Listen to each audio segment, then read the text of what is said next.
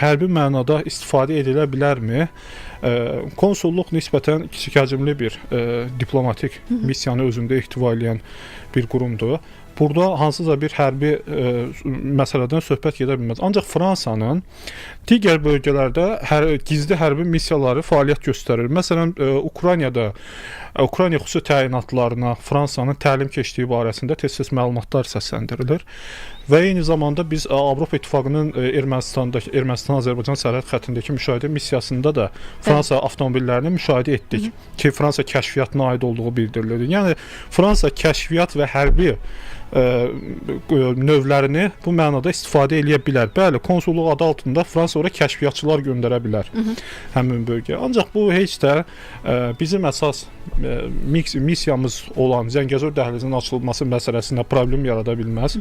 Çünki bəzən də deyirlər ki, Zəngəzur dəhlizinin əslində neytrallaşması məqsədi ilə də açılır.